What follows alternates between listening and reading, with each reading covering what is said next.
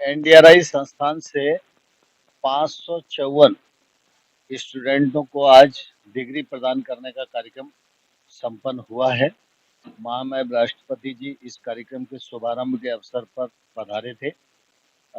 NDRI देश का ही नहीं दुनिया का बहुत ही विशिष्ट संस्थान है और इस संस्थान से जितने लोग अभी तक निकले हैं वो देश में भी पशुपालन और डेयरी को बढ़ावा दे रहे हैं और दुनिया के अनेक देशों में भी यहाँ के योग्य विद्यार्थी अपनी योग्यता का प्रदर्शन करके उन देशों की इकोनॉमी में भी अपना कंट्रीब्यूशन कर रहे हैं।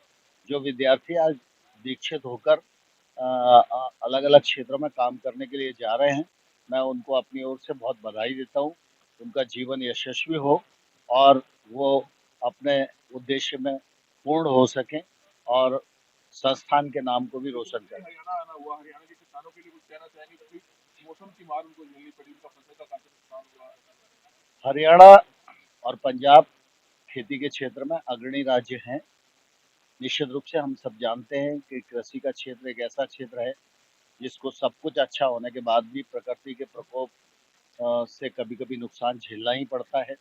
जलवायु परिवर्तन का दौर भी चल रहा है। बेमौसम बरसात की वजह से निश्चित रूप से हरियाणा के किसानों का काफ़ी नुकसान हुआ है, क्योंकि राज्य सरकार ने उसका संज्ञान लिया है। राज्य सरकार और केंद्र सरकार एक दूसरे के संपर्क में है और हर संभव उनके नुकसान की भरपाई करने की कोशिश की वैल्यू कट को लेकर लगातार केंद्र के ऊपर कह रहे हैं, दोनों सरकारें कह रही हैं वैल्यू कट है जो लगाया जा रहा है।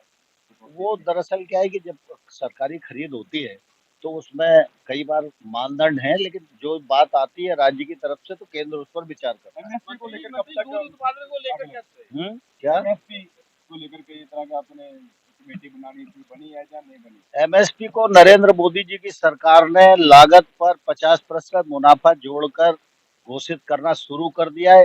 देश के लाखों किसानों को उसका लाभ मिल रहा है। एनडीआरआई संस्थान से 554 स्टूडेंटों को आज डिग्री प्रदान करने का कार्यक्रम संपन्न हुआ है। महामहिम राष्ट्रपति जी इस कार्यक्रम के शुभारंभ के अवसर पर पधारे थे। एनडीआरआई देश का ही नहीं दुनिया का बहुत ही विशिष्ट संस्थान है और इस संस्थान से जितने लोग अभी तक निकले हैं वो देश में भी पशुपालन और डेयरी को बढ़ावा दे रहे हैं और दुनिया के अनेक देशों में भी यहाँ के योग्य विद्यार्थी अपनी योग्यता का प्रदर्शन करके उन देशों की इकोनॉमी में भी अपना कंट्रीब्यूशन कर रहे हैं। जो विद्यार्थी आज दीक्षित होकर अलग अलग क्षेत्रों में काम करने के लिए जा रहे हैं, मैं उनको अपनी ओर से बहुत बधाई देता हूँ। उनका जीवन यशस्वी हो और वो अपने उद्देश्य में पूर्ण हो सकें और संस्थान के नाम को भी रोशन करें। हरियाणा के किसानों के लिए कुछ कहना चाहेंगे क्योंकि मौसम की मार उनको झेलनी पड़ी, उनका फसल का काफी नुकसान हुआ।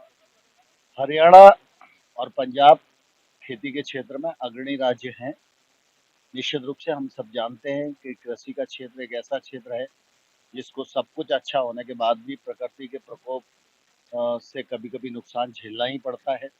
जलवायु परिवर्तन का दौर भी चल रहा है। बेमौसम बरसात की वजह से निश्चित रूप से हरियाणा के किसानों का काफ़ी नुकसान हुआ है, क्योंकि राज्य सरकार ने उसका संज्ञान लिया है।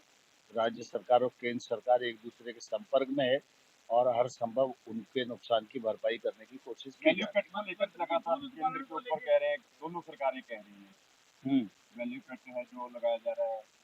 वो दरअसल क्या है कि जब सरकारी खरीद होती है तो उसमें कई बार मानदंड हैं, लेकिन जो बात आती है राज्य की तरफ से तो केंद्र उस पर विचार करता है। एमएसपी को लेकर कब तक उत्पादन को लेकर कैसे क्या एमएसपी को लेकर के इस तरह का आपने कमेटी बनानी थी, बनी है या नहीं बनी? एमएसपी को नरेंद्र मोदी जी की सरकार ने लागत पर 50% मुनाफा जोड़कर घोषित करना शुरू कर दिया है।